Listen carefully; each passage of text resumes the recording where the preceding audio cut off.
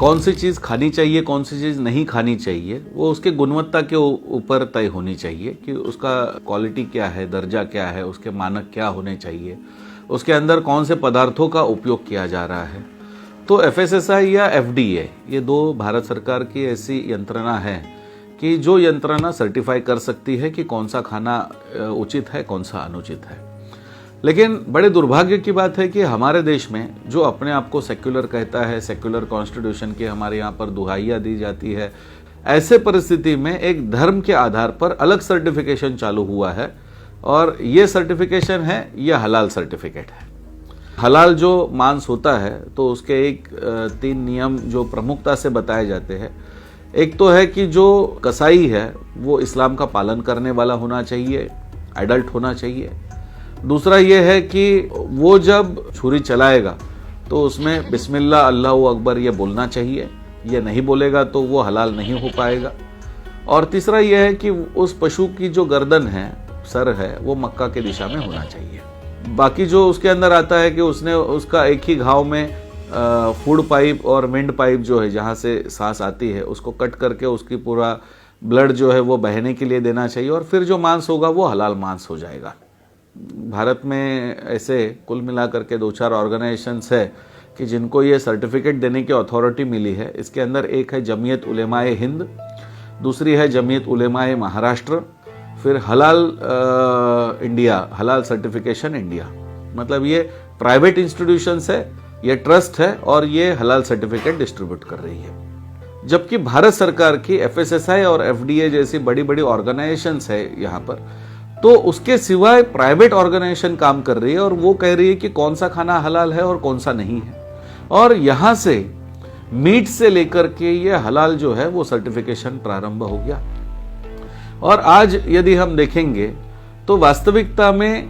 इसको एक इकोनॉमी के दृष्टिकोण से जो प्रेजेंट करने का प्रयास हुआ तो 2013 में मलेशिया में वर्ल्ड हलाल प्रोडक्ट मीट या फोरम इस नाम से एक मीटिंग हो गई और उस मीटिंग के अंदर उन्होंने ये कहा कि जो इस्लामिक कंट्रीज है, ऑर्गेनाइजेशन ऑफ इस्लामिक कंट्रीज है, 57 कंट्रीज है, तो उनको उन्होंने कहा कि अन्य देशों से आपके यहाँ पर जो भी प्रोडक्ट आता है तो आप उनको कहिए कि आपको हलाल सर्टिफिकेट लेना पड़ेगा। और ये हलाल सर्टिफिकेट जो लेना पड़ेगा वो हलाल सर्टिफिकेट मुस्लिम ऑर्गेनाइजेशंस देंगे और इससे उनकी इकोनॉमी बेहतर हो सकती है। अब जब ये कॉन्सेप्ट आ गई तो धीरे धीरे उन्होंने बहुत सारी चीजों में बदलाव किए। पहले मेकअप जो है या श्रृंगार करना जो है, संगीत जो है, ऐसे बहुत सारी चीजों के ऊपर पाबंदी थी। और इकोनॉमी डेवलप करने के दृष्टिकोण से यहाँ पर हम देखते हैं कि उन्होंने धीरे धीरे इसको व्यापक करना प्रारंभ कर दिया। आज हलाल सिर्फ मांस से संबंधित नहीं है, हलाल नमकीन मिल रहा है, हलाल 100% वेजिटेरियन फूड मिल रहे हैं। हल्दीराम का जो आपको भुजिया मिलता है वो भी आपको हलाल सर्टिफाइड मिल रहा है। यहाँ से लेकर के मतलब खाने पीने की चीज़ों से लेकर के कोल्ड ड्रिंक्स हलाल मिल रहे हैं। कोल्ड ड्रिंक्स के बाद आज बहुत सारी कॉस्मेटिक्स की चीज़ें हैं, काजल हलाल मिल रहा है, टूथपेस्ट हलाल मिल रही है, मेकअप का किट जो है, नेल पेंट हलाल मिल रही है। पहली बार ऐसे हुआ है कि केरल राज्य में कोची में एक रेसिडेंशियल कॉम्प्लेक्स बन रहा है। उन्होंने अपनी खुद की एडवर्टीजमेंट ही की है कि शरिया कंप्लाइंट इंडियाज फर्स्ट हलाल बेस्ड हाउसिंग कॉम्प्लेक्स। एक इकोनॉमी को डेवलप करने के दृष्टिकोण से ये सारी बातें आज हो रही है कि जो खाने पीने से या क्या खाना है, क्या प्रतिबंधित है, वहां से लेकर के आज ये इतना बड़ा हो गया है कि हलाल 100% हलाल डेटिंग वेबसाइट्स है, mingle.com है, हलाल हॉस्पिटल्स है, हलाल टूरिज्म है। तो यहां तक जाकर के हलाल की कॉन्सेप्ट आज बढ़ गई है और इसके माध्यम से बहुत बड़ा पैसा इस इकोनॉमी में इकट्ठा किया जा रहा है। मेरा तो मानना यह है कि एक तरीके से ऐसे हो गया कि औरंगजेब के समय पर यदि आपको हिंदू रहना है तो जिजिया टैक्स देना है, वैसे एक नॉन इस्लामिक कंट्री यदि इस्लामिक कंट्री में कुछ भेजना चाहती है तो आपको हलाल सर्टिफिकेट लेना पड़ेगा और उसके लिए 21,500 रुपया देना पड़ेगा। It is kind of a tax. ये तो एक तरीके से ऐसे हो गया कि आज सेक्युलर देश में रह करके हम जिजिया पे कर रहे हैं और ये पैसा बहुत बड़ी मात्रा में आज जमीयत उलेमा हिंद जो है भारत में जो विभिन्न जगह पर जो टेररिस्ट अटैक हुए हैं, बॉम्ब ब्लास्ट हुए हैं, तो उसमें जो मुस्लिम आतंकवादी पकड़े गए हैं या जो अपराधी उसके अंदर है, तो उनकी केसेस चलाने के लिए जमीयत उलेमा हिंद सहायता कर रही है। ये जो जमीयत उलेमा हिंद का इतिहास जो है कि 1919 में ये ऑर्गेनाइजेशन बनी, करीब करीब 100 साल की आज ये ऑर्गेनाइजेशन है, बहुत ताकतवर ऑर्गेनाइजेशन है भारत में। ये ऑर्गेनाइजेशन का ही एक फैक्शन बना जमीयत उलेमाए इस्लाम, और उसने बैरिस्टर जिन्ना को सपोर्ट किया, विभाजन के समय पर सपोर्ट किया, और वो फिर पाकिस्तान में चली गई। तब जमीयत उलेमा हिंद का कहना था कि नहीं, हम भारत में रहना चाहते हैं, भारत के हिंदुओं के साथ रहना चाहते हैं। आज वही जमीयत उलेमा हिंद भारत में पाकिस्तान से जो पीड़ित हिंदू आ रहे हैं उनके सपोर्ट में कानून जो बनाया जा रहा है उसके विरोध में काम कर रही है। अभी हाल ही में जमीयत उलेमा हिंद के बंगाल के जो अध्यक्ष है सिद्दीकुल्लाह चौधरी, उन्होंने पब्लिकली ये कहा था कि अमित शाह को हम कलकत्ता एयरपोर्ट के बाहर पैर रखने नहीं देंगे। फिर उसके आगे जाकर के देखेंगे तो जो लखनऊ में कमलेश तिवारी की जो हत्या हो गई, तो कमलेश तिवारी की हत्या करने वाले जो आरोपी है, बहुत बुरी तरीके से ये हत्या हुई, सब लोगों को इसके बारे में पता है, लेकिन उनकी केस भी जमीयत उलेमा हिंद ने डिक्लेयर किया कि नहीं, कमलेश तिवारी की हत्या में जो आरोपी पकड़े गए उनकी केस भी हम ही चलाएंगे। तो ये जो पहले जैसे कहा जाता था कि इस्लामिक बैंक भारत में आने से इसलिए मना किया गया क्योंकि इस्लामिक बैंक का पैसा टेररिज्म में यूज होता है, ऐसे आरोप हुआ है, तो क्या आज जमीयत उलेमा हिंद ये जो पैसा ले रही है, क्या टेररिस्ट लोगों को छुड़ाने के लिए या टेररिस्ट लोगों के सपोर्ट में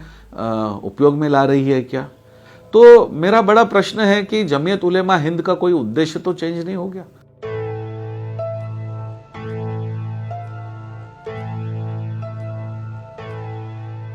हलाल सर्टिफिकेशन लेने से या हलाल सर्टिफाइड भोजन से एक बहुत बड़ी बात हो रही है कि यहाँ पर बेरोजगारी जो है वो एक बड़ी मात्रा में बढ़ सकती है, या वहाँ पर से एक रिलीजियस डिक्टेटरशिप प्रारंभ हो सकती है। ये इसलिए हो सकती है क्योंकि जैसे मांस का व्यापार जो है वो, जैसे पहले हिंदू समाज में खटीक समाज था या अन्य भी कोई समाज थे, तो ये सारे जो है वो मांस के व्यापार में थे। लेकिन जब हलाल शब्द आता है तो हलाल का फर्स्ट क्राइटेरिया ही आता है कि जो व्यक्ति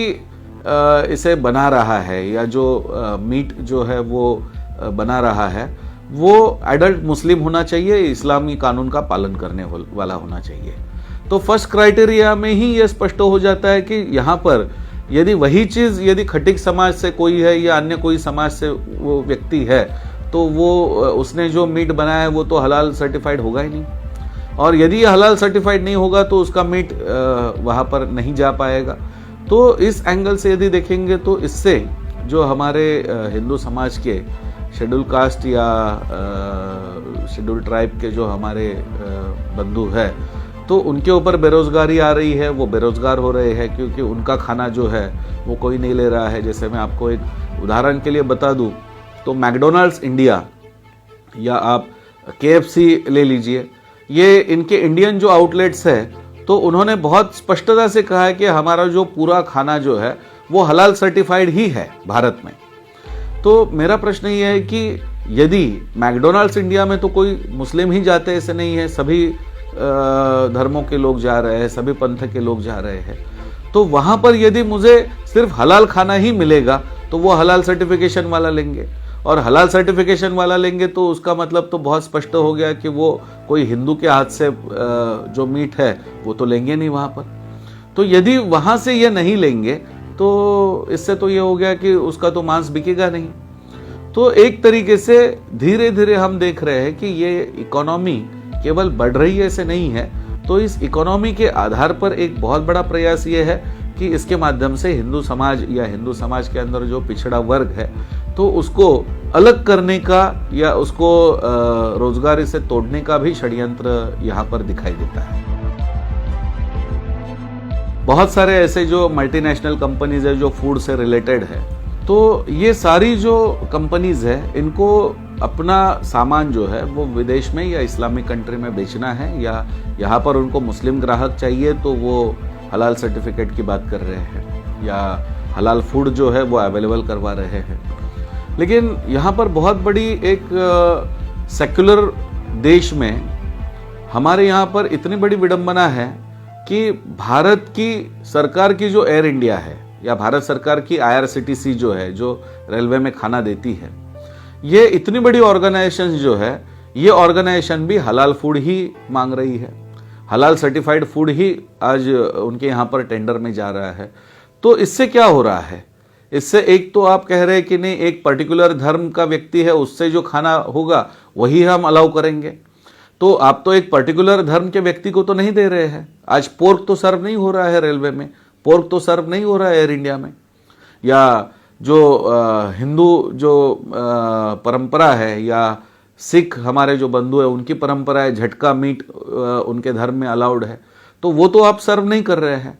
तो जो 14% लोग हैं उनका जो डिक्टेट है कि मुझे हलाल खाना चाहिए,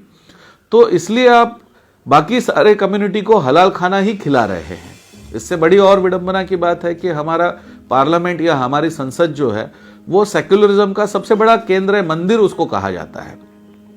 यहाँ पर जो फूड दिया जा रहा है, ये खाना जो दिया जा रहा है, ये खाना भी आ जा रहा है IRCTC की ओर से, भारतीय रेलवे वहाँ पर प्रोवाइड कर रही है उस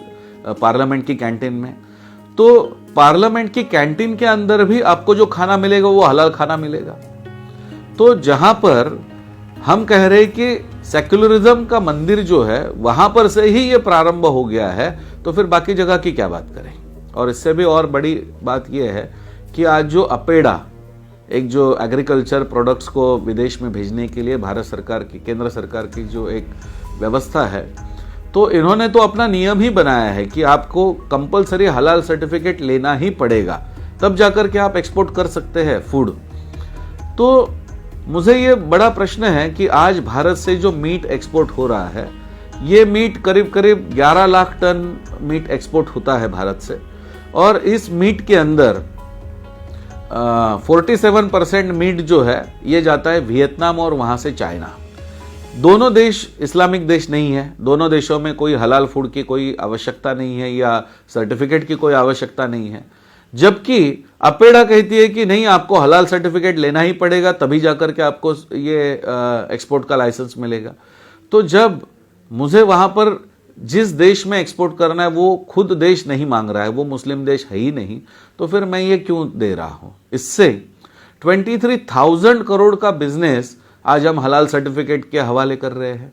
तो मेरी ये मानना है कि ये पिछले सरकारों के दरमियान ये जो षड्यंत्र के रूप में चालू हुआ है, आज सरकार बहुत अच्छे निर्णय कर रही है, 370 से लेकर के, राम मंदिर से लेकर के। तो सरकार का ध्यान इसके ऊपर भी जाना चाहिए। और ये जो पिछले सरकारों ने कुछ तंत्र बना करके रखे हैं कि वहाँ से हलाल ही प्रमोट हो, वहाँ से इस्लाम और शरिया को ही प्रमोट किया जाए, तो इसे बंद कर देना चाहिए। और भारत यदि वास्तविकता में सेक्युलर है तो पूरा सेक्युलर आप उसमें कर दीजिए। आप क्यों कोई माइनॉरिटी की डिक्टेटरशिप आप चला रहे हैं और उन्हें जो है वही सबको खाना पड़ेगा। कम से कम प्राइवेट ऑर्गेनाइजेशंस की बात हम छोड़े तो गवर्नमेंट ऑर्गेनाइजेशंस ने तो इसके ऊपर ध्यान देना चाहिए, और इसके लिए हम सरकार से मिलेंगे, सरकार को इसके बारे में अवगत भी करवाने वाले हैं। आज ये जो हलाल सर्टिफिकेट जो भी लिया जा रहा है, इससे जो इकोनॉमी बन रही है, तो विश्व की सबसे कम समय में सबसे अधिक गति से बढ़ने वाली इकोनॉमी इस रूप से इसको जाना जा रहा है। आज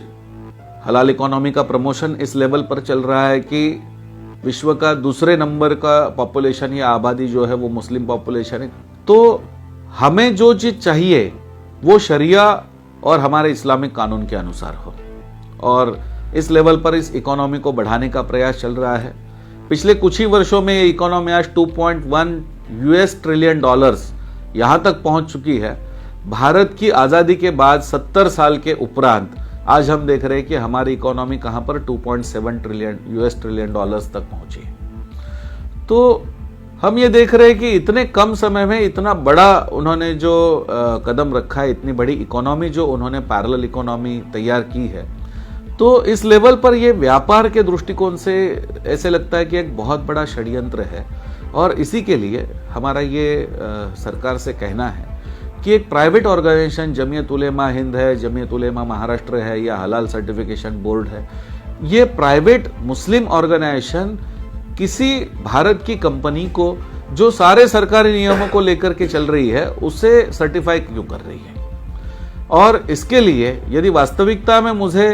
food safety and standards authority से मुझे सर्टिफिकेट लेना पड़ रहा है या FDA food and drugs authority से सर्टिफिकेट लेना पड़ रहा है, तो क्या इसके अंदर मेरे फूड के अंदर जो कंटेंट है क्या वो स्पेसिफाई नहीं करने पड़ते, हर जगह पर करने पड़ रहे हैं? तो जब मुझे FSSAI से सर्टिफिकेट है, मुझे FDA से सर्टिफिकेट है, मेरे फूड के अंदर, मेरे मेडिसिन के अंदर क्या कंटेंट है वो वहां पर लिखा हुआ है, तो अलग से मुस्लिम ऑर्गेनाइजेशन मुझे प्राइवेटली सर्टिफिकेट क्यों दे रहा है, और दे रहा है तो मुझसे 21,500 रुपया GST के अलावा क्यों ले रहा है?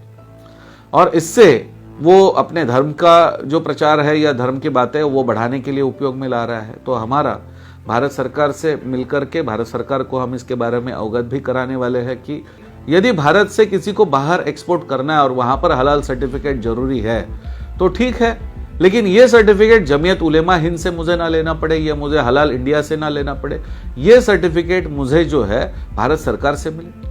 यदि ये हो जाए तो मुझे अलग से कोई पैसे देने की आवश्यकता ही नहीं होगी, और इसके द्वारा हम ये जो प्राइवेटली भारत में सेक्युलर व्यवस्था होने के बाद आज ये चल रहा है उसको कहीं हम रोक सकते हैं। नहीं तो कल ऐसे हो जाएगा, कहीं कोई जैन बोर्ड खड़ा हो जाएगा, वो कहेगा नहीं हम तो मांस खाते नहीं, हम हमारा सर्टिफिकेट देना शुरू कर देंगे। फिर और कोई बॉडी खड़ी हो जाएगी, वो कहेगी नहीं हम हमारे रिलीजन का सर्टिफिकेट देना शुरू कर देंगे। तो क्या हिंदू ने भी कल ये कहना पड़ेगा कि नहीं हम हिंदू फूड सर्टिफिकेट भी दे देंगे उसमें? आज हलाल सर्टिफिकेट का प्रभाव इतना बड़ा है कि जो योग गुरु स्वामी रामदेव जी है, पतंजलि आयुर्वेद को भी हलाल सर्टिफिकेट लेना पड़ रहा है। तो इतना बड़ी मात्रा में हलाल सर्टिफिकेट यदि हो रहा है तो इसकी यदि भारत सरकार तुरंत इसके ऊपर दखल दे और ये जो प्राइवेटली जो सर्टिफिकेट देना शुरू है उसको बंद कर दे और सरकार के द्वारा इसको प्रारंभ करे